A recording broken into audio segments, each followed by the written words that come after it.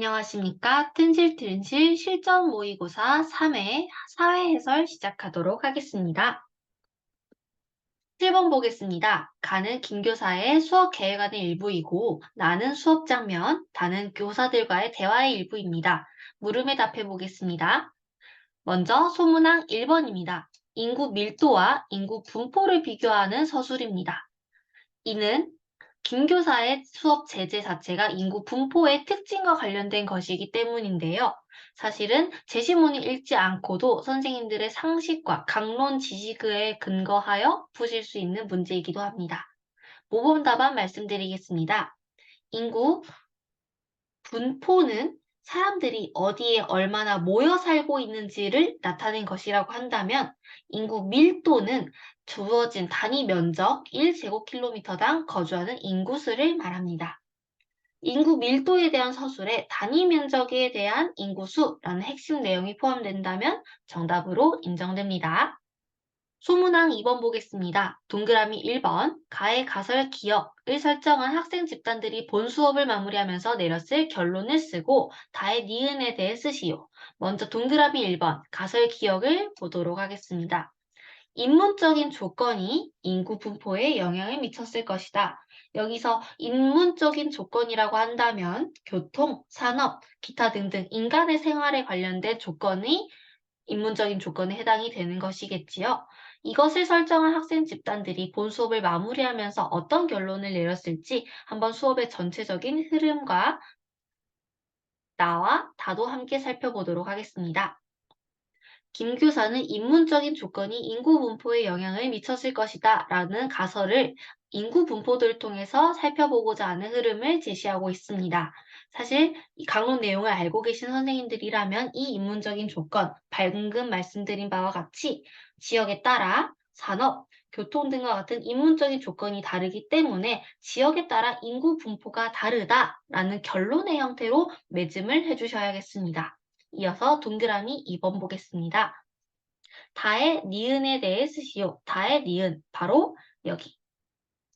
가설의 형태를 말합니다. 가설의 형태, 즉 작성하는 형식에 대한 것이죠. 여기서 형태라고 한다면 이 가설이 인과 관계를 포함하거나 경향성을 나타내는 일반화의 형태를 말한다라고 지도서, 총론에도 함께 제시되어 있습니다. 이렇기 때문에 가설의 형태에 대해서 적절하게 서술해 주시면 되겠습니다. 이어서 3번 보겠습니다. 다음 보기의 통계 자료는 김 교사가 추가 탐색 자료로 학생들에게 제공한 자료입니다. 보시면 시도 65세 이상 인구 비율, 약간 노년층을 겨냥한 비율 그래프라고 할 수 있겠습니다. 이 범례가 생략되었긴 하지만 이 밀도와 비율을 보건대 아무래도 전남이 가장 조금 이 노년층의 인구 비율이 높다는 것을 어느 정도 직관적으로 파악할 수 있고 울산이 대체적으로 낮은 편이다라는 것을 알 수 있습니다. 이를 참고하여 동그라미 1번 고령 사회에 해당하는 지역, 즉 어딜까요? 고령 인구의 비율이 14%를 넘으면 고령 사회로 분류합니다. 이제 고령화 시대를 지나서 고령 사회에 진입한 대한민국의 실태를 조금 더 경각심을 갖기 위한 문제이기도 하고 또 선생님들이 아셔야 하는 상식이라서 출제를 했는데요. 14%를 넘은 사회, 14%를 넘은 지역, 충남, 강원 표시를 해볼까요? 네. 충남과 강원과 충북과 경북, 전북, 경남, 그리고 제주, 그리고 부산까지요. 이렇게 14%를 넘은 곳이 바로 여기에 해당된다고 볼 수 있겠습니다. 그리고 특히나 전남 같은 경우에는 일정 기준을 더 넘어섰기 때문에 초고령 지역이라고 할 수가 있겠네요. 그래서 1번에 해당하는 지역은 여기 빨간색으로 체크된 부분이라고 할 수 있겠습니다. 이어서 동그라미 2번 보겠습니다. 디귿을 의미하는 용어, 즉 유소년 인구 100명에 대한 고령 인구의 비, 즉 연도가 점점 오른쪽으로 할수록 늘어남에 따라 고령 인구는 상대적으로 70명 쪽이었다가 점점 155명을 향해 이제 육박하고 있습니다. 점점점 아마 늘어나는 추세겠죠. 이는 바로 노령화 지수라는 개념입니다. 실제로 통계청에서 제시하고 있는 개념이고 이를 반대로 실제 현장의 문제에서는 노령화 지수에 대해서 서술하라는 맥락의 문제가 등장할 수도 있으니 한 번 더 되짚어서 알아보시면 좋겠습니다.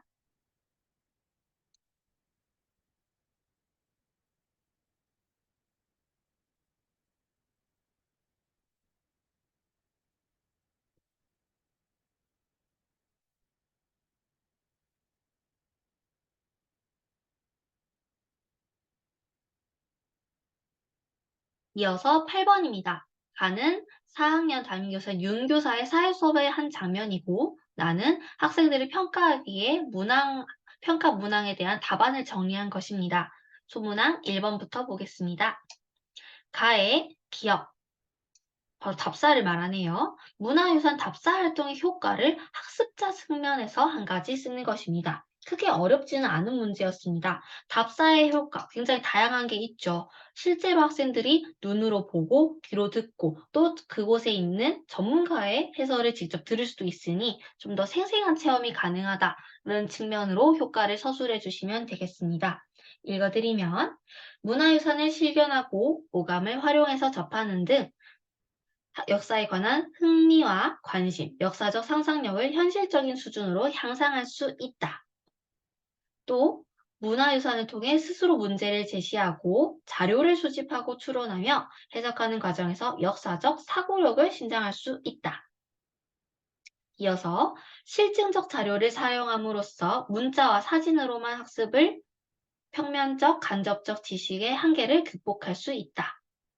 마지막으로 우리 문화에 관한 인식을 제고하고 문화유산 보존과 보수의 필요성을 실감할 수 있다. 아무래도 직접 본다는 생생하고 실감적인 내용에 좀 더 초점을 두어 주시는 게 좋겠습니다.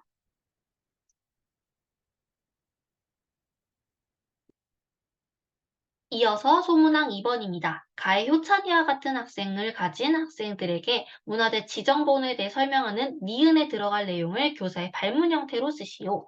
효찬이가 어떤 생각을 가지고 있는지 보겠습니다. 효찬이는 우리나라 국보 1호가 숭례문이니까 훨씬 더 중요한 문화유산이다.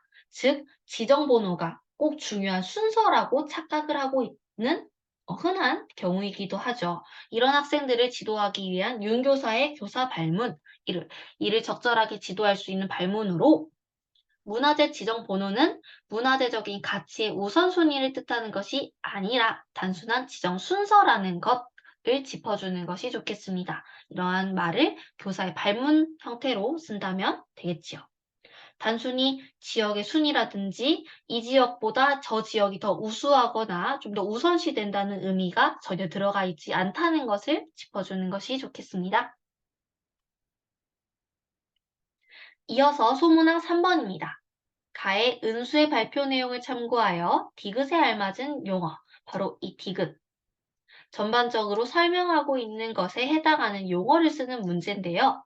바로 지금의 전주동물원. 동물원이 국가문화유산은 지정되지 않았고 좀 생소한 문화유산이긴 합니다. 하지만 먼 미래를 내다보았을 때 지금 우리가 쓰고 있는 물건이나 음식, 문화들도 시간이 지나면 언젠가 무형문화유산의 일부가 될 수도 있겠고 실제로 동물원이라는 장소 자체가 유형문화유산으로 지정될 수 있겠죠. 해서 지금부터 잘 전달해서 후손들에게 보전하자라는 것을 무엇이라고 전하냐면 미래유산이라고 용어를 정리하고 있습니다. 그래서 충분히 미래를 내다보았을 때 문화유산의 가치에 좀 더 초점을 준다면 충분히 미래유산이라는 것도 현재 교과서에서 나오고 있는 개념이기 때문에 알아두시는 게 좋겠습니다. 마지막 4번입니다.